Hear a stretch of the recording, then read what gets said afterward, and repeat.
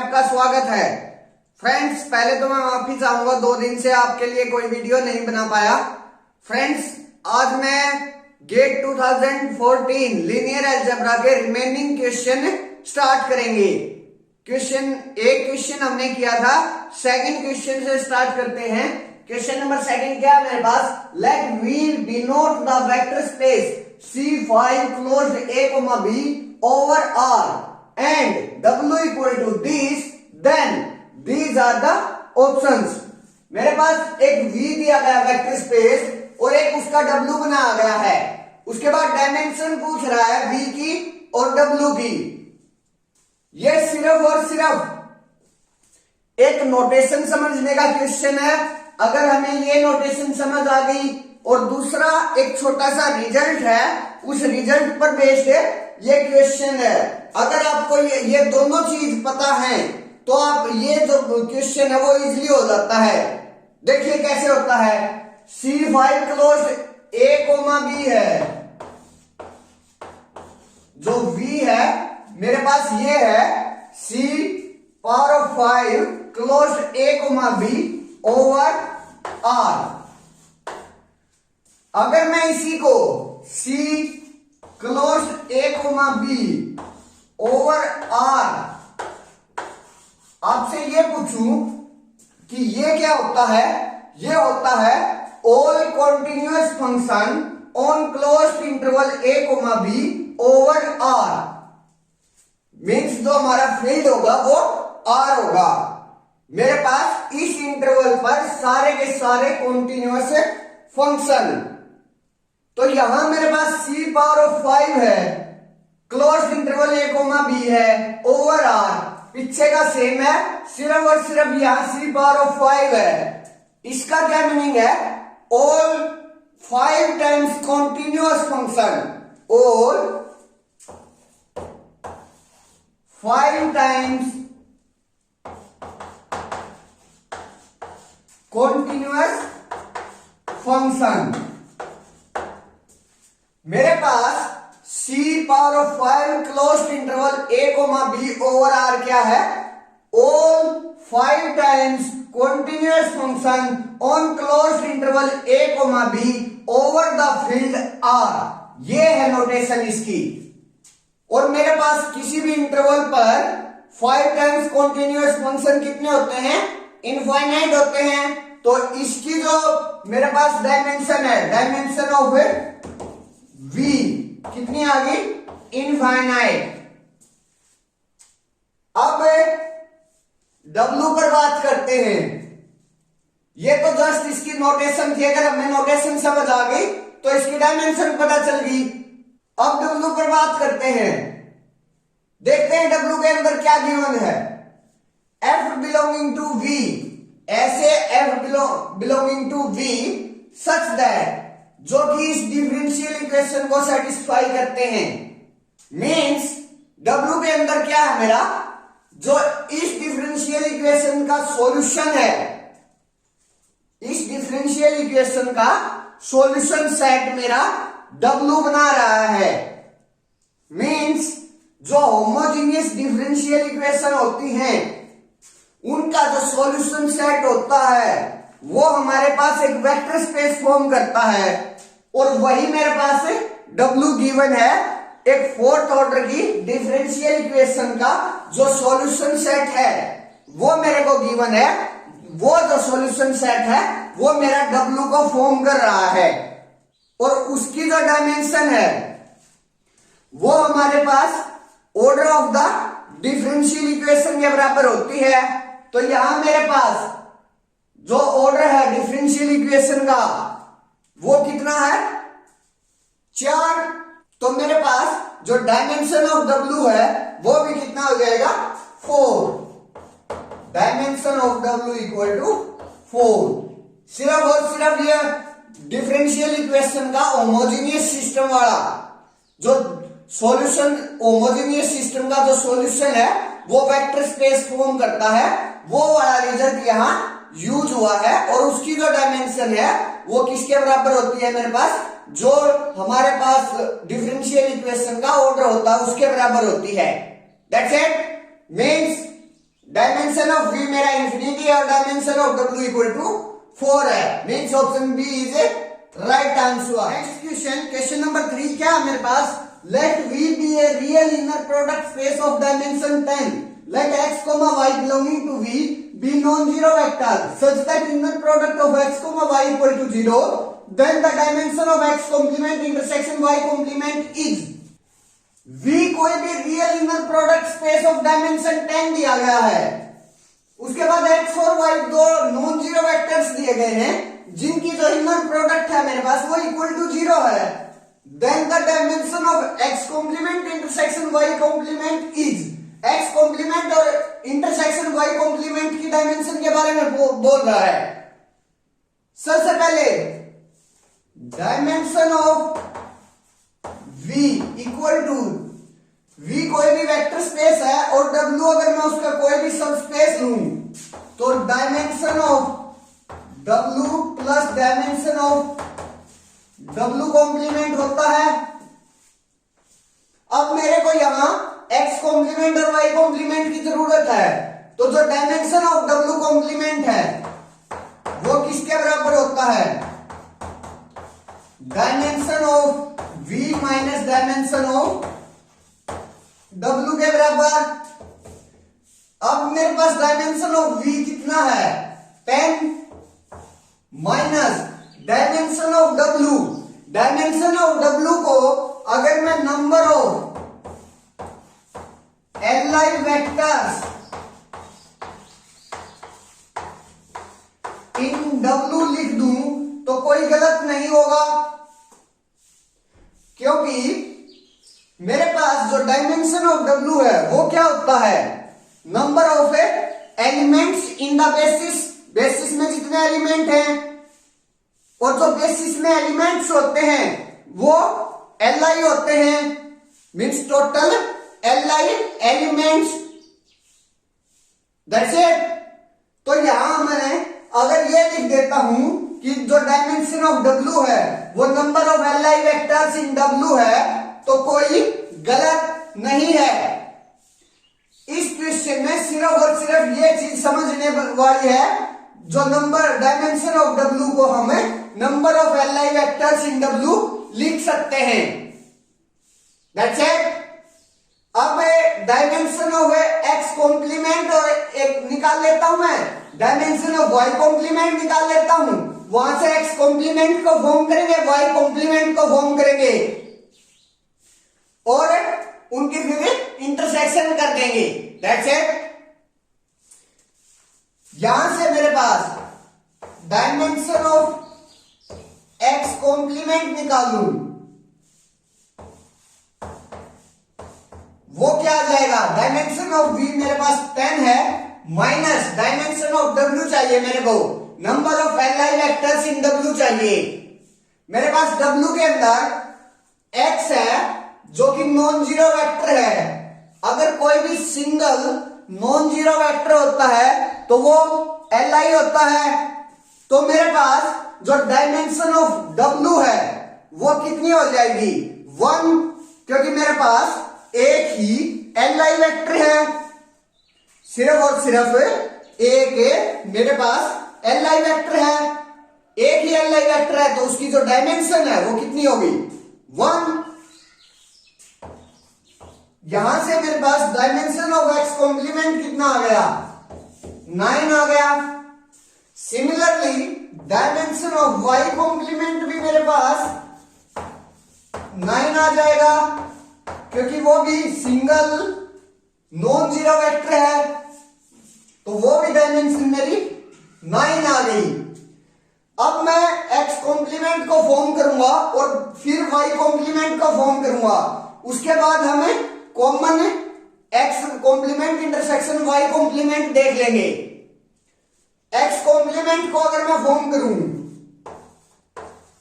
तो मेरे पास ये क्या बनेगा, मेरे पास x एक नॉन जीरो वेक्टर है, x नॉन जीरो वेक्टर है तो कहीं ना कहीं स्टैंडर्ड बेसिस में किसी न किसी एक ही पॉइंट पर मेरे पास 1 होगा, बाकी सभी जगह तो 0 होगा।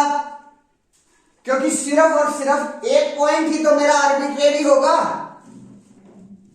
बाकी तो सभी पॉइंट्स पर मेरे पास 0 होगा, मीन्स एक फिक्स्ड वैल्यू होगी, तभी तो उसकी डायमेंशन 1 हुई है। किसी न किसी एक टप्पल पर वो आर्बिट्रेरी है, बाकी सभी टप्पल्स पर मेरे पास फिक्स 0 नंबर है। That's it. तो मीन्स जो उसकी बेसिस होगी वो इस टाइप से होगी 1 0 0 0 10 टप्पल है ये, इस टाइप से हो गई। ये जो 1 है वो यहां कहीं भी प्रेजेंट हो सकता है, फर्स्ट टप्पल पर भी, सेकंड पर भी, थर्ड पर भी, किसी न किसी एक पर पक्का हो जाएगा। सिमिलरली जो y है मेरे पास वो भी किसी न किसी एक पर होगा, किसी न किसी एक पर।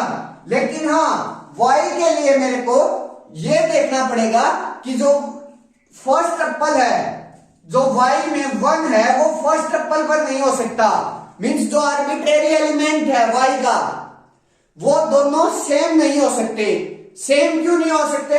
क्योंकि जो इनर प्रोडक्ट है मेरे पास x और y का, वो इक्वल टू 0 है मेरे पास।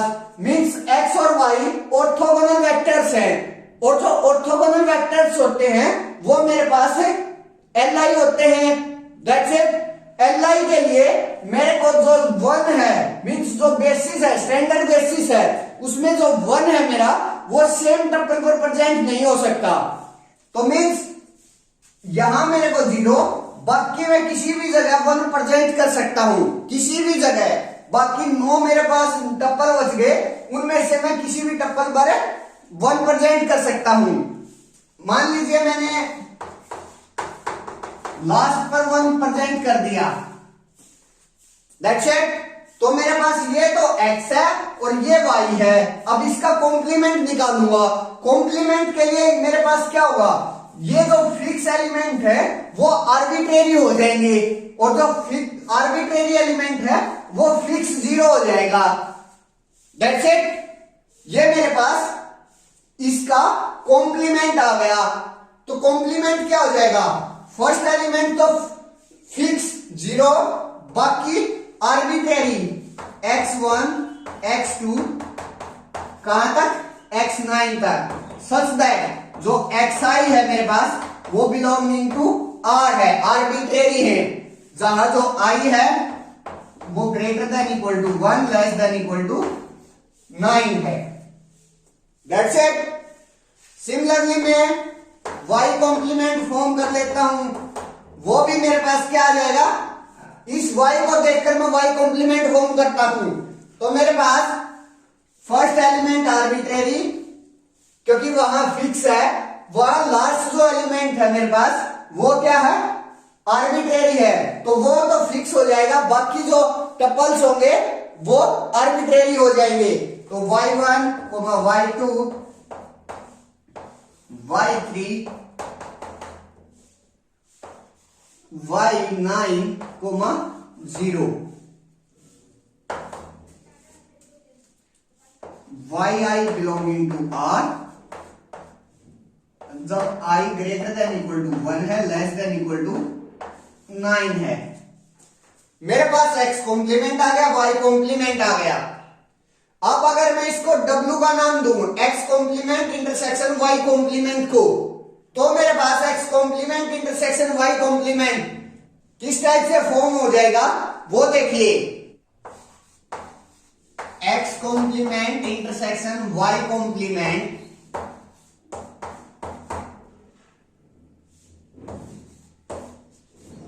जिसमें x की सारी कंडीशन सेटिस्फाई होनी चाहिए और y की सारी कंडीशंस सेटिस्फाई होनी चाहिए।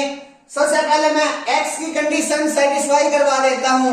x की कंडीशंस क्या है, फर्स्ट जो टप्पल है मेरा वो फिक्स होगा, तो w में भी जो फर्स्ट टप्पल है मेरा वो फिक्स हो जाएगा। उसके बाद बाकी के 9 टप्पल मेरे पास क्या है, आर्बिट्रेरी है x कॉम्प्लीमेंट में। तो मेरे पास W1, इसको मैं W से डिनोट करूं तो W1, W2, W8 तक तक लिख रहा हूं मैं पहले। अब y में देखते हैं, y में फर्स्ट जो 9 है वो तो आर्बिट्रेरी है, लेकिन जो लास्ट का टपल है वो क्या है, फिक्स है।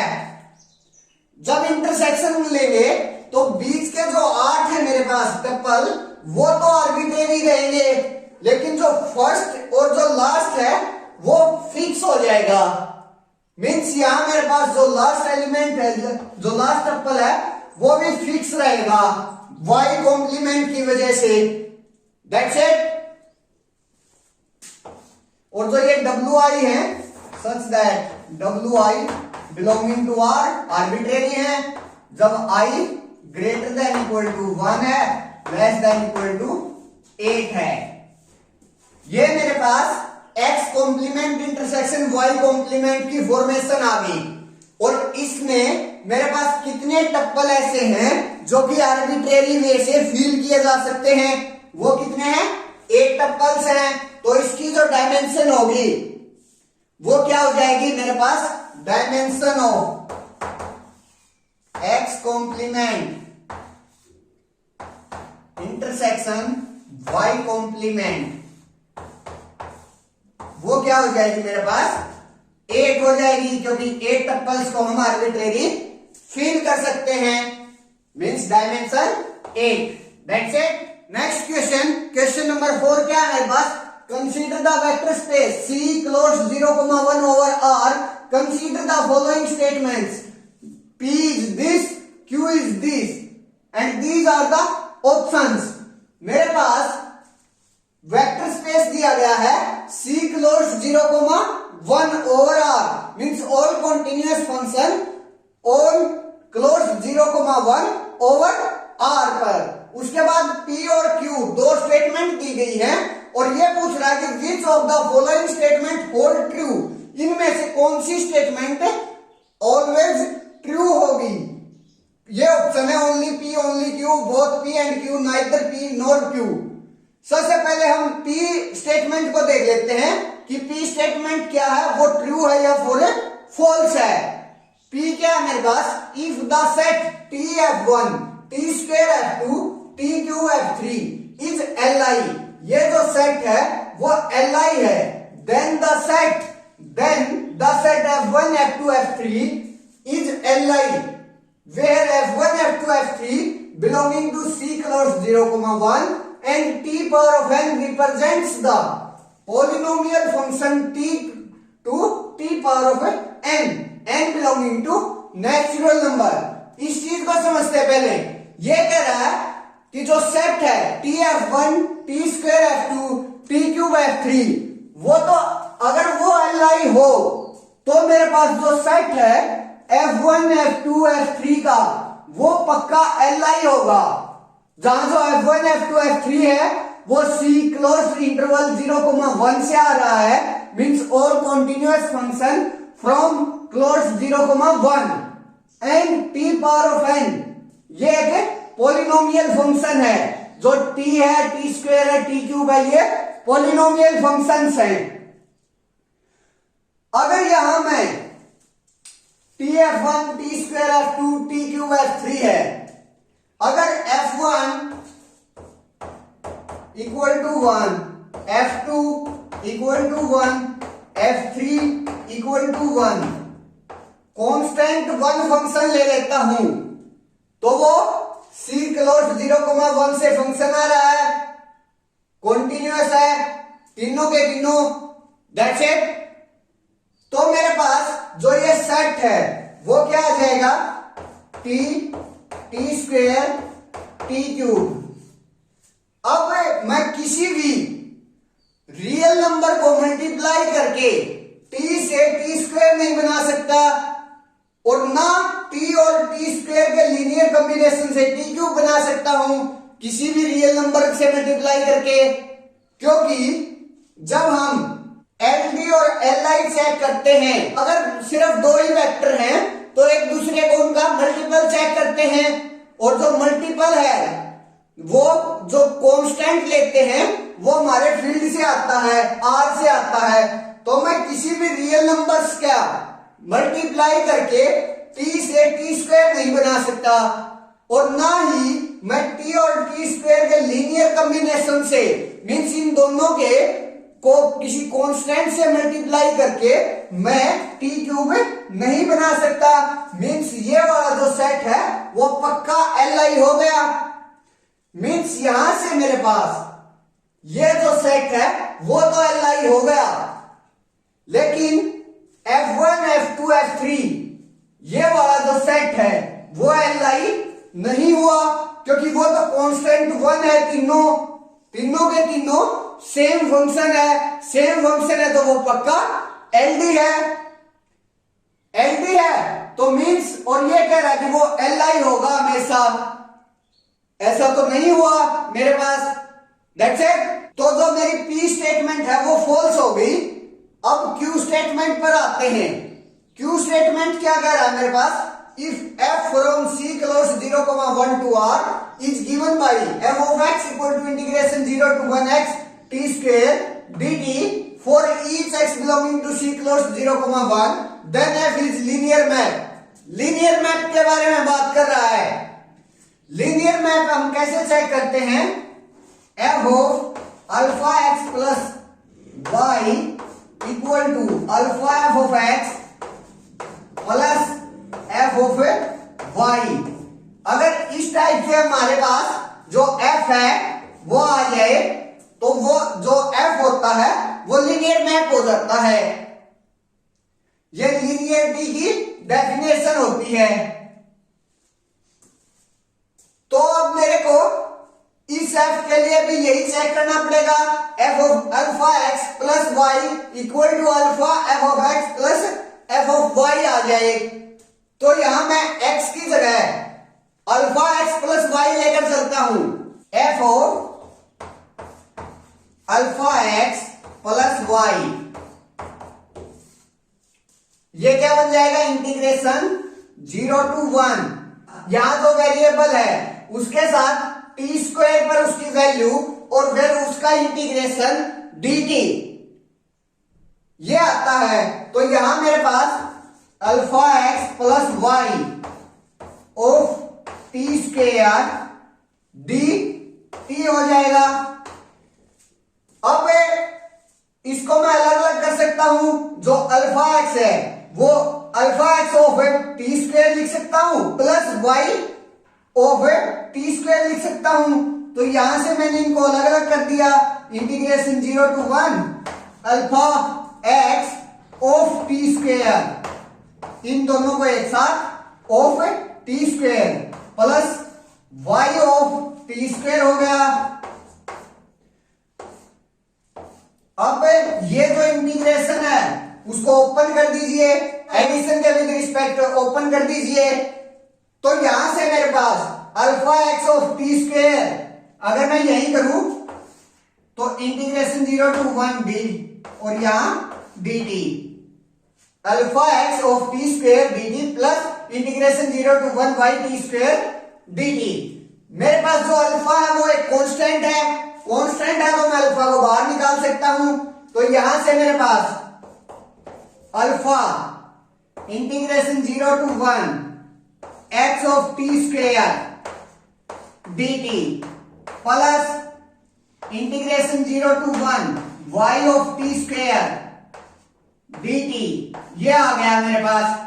और ये जो वैल्यू है वो क्या है मेरे पास, f alpha f of x, alpha f of x plus ये किसके बराबर है, एफ ऑफ वाई के बराबर। Means alpha f of x plus f of y आ गया, लेकर क्या चला था, f of alpha x plus Y. ये जो कंडीशन है वो लीनियरिटी की मींस डेफिनेशन को मेरी सेटिस्फाई कर गई। तो जो ये एफ है मेरा वो क्या है, लीनियर है।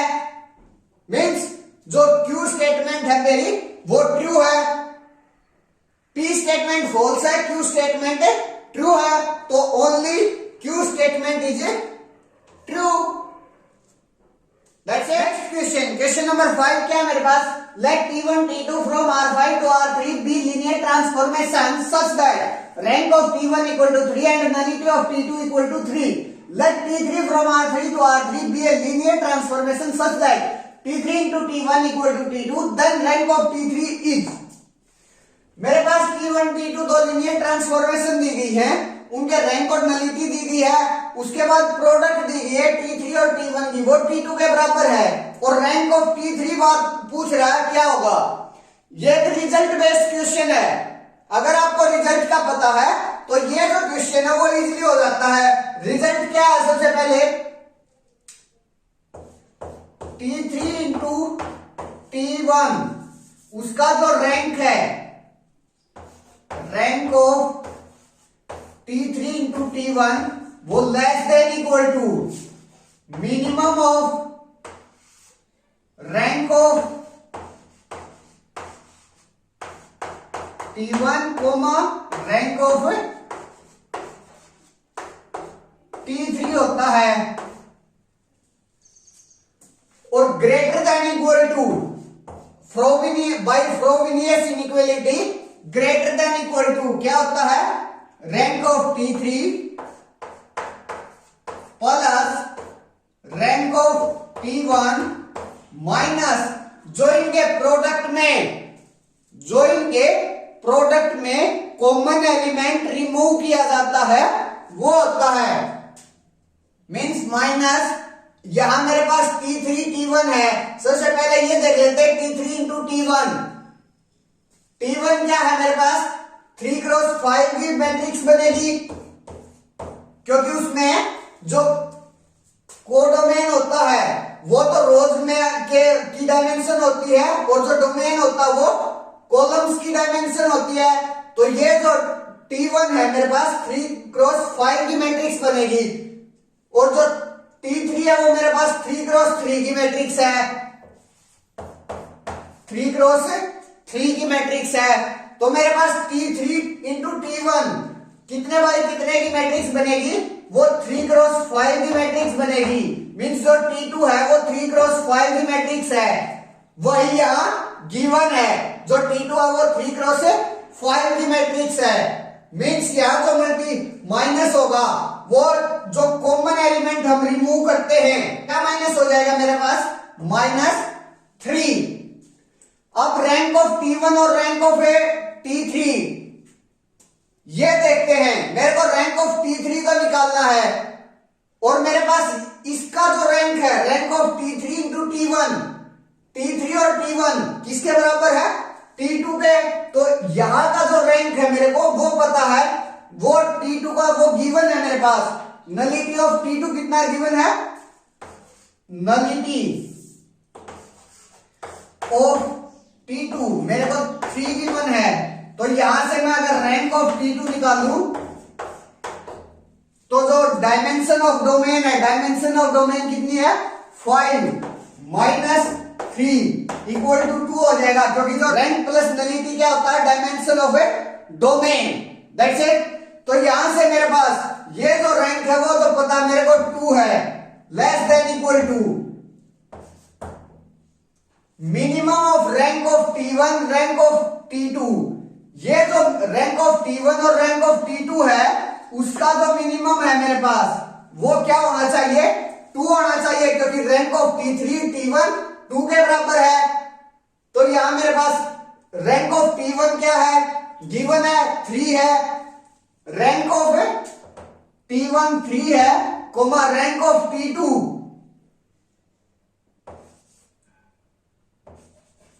तो यहां से मेरे पास रैंक ऑफ T1 3 है, तो रैंक ऑफ T1 और T3